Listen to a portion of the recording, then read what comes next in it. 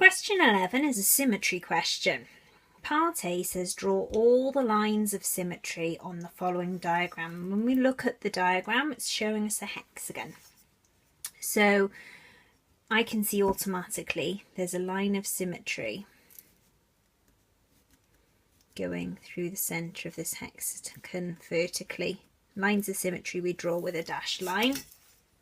Now, because it's a regular shape, there will be the same line of symmetry going through the other equal sides. So I'm going to draw one through the centre of those two side lengths there. And one through the centre of those two side lengths there. Because if we fold along those lines of symmetry, the shape will fit perfectly on top of itself. We can also do through the corners or the vertices of this shape. So I'm going to join up the opposite corners as if we fold along those lines. Again, the shape will fit perfectly on top of itself.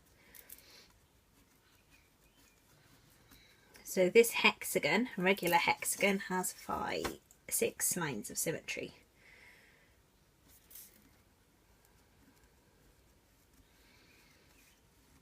There we are. So that's that one done for 2 marks. Part B is all about rotational symmetry. Okay, rotational symmetry is when something will fit perfectly on top of itself as you turn it through. And in this case, the order is 4. So that means as you turn it through a full complete turn, it will fit on top of itself 4 times.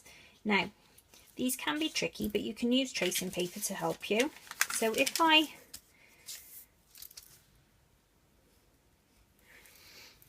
just mark where the centre is to help me, and I shade over that shape there, and I've coloured all of it in. I put my pencil there, I turn it. I can see I'll need one of those shapes there. The one down in that bottom right quadrant is already done for me, and I'm going to need to draw one there. So if I look and see where that is now, then I could just sort of say I need that one done, that one, and just identify the squares I need to colour. Let's go back up here and do top right. There we go. I need that one, that one, that one, that one, and that one. So I've just put little crosses in all the ones that I want to shade. And then if I shade it in, make it really clear which squares you intend to shade and which ones you don't. And like so. Then we've made it so that that diagram has rotational symmetry order 4. Here's a similar question for you to try. Pause the video and press play when you're ready to see a solution.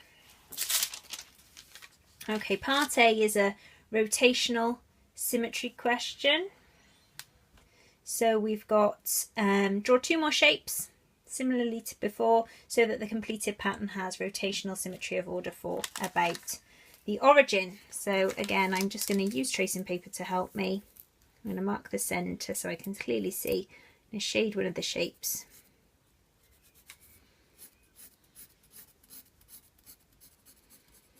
I'm going to turn it round. I can see I'm going to need one there.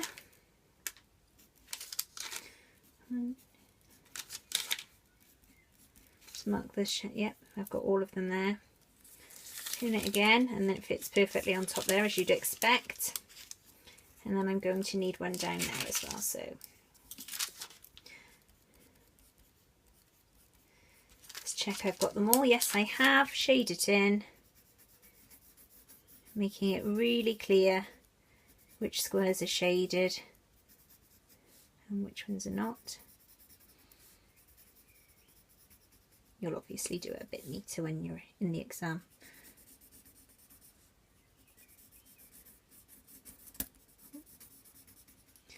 Here we go.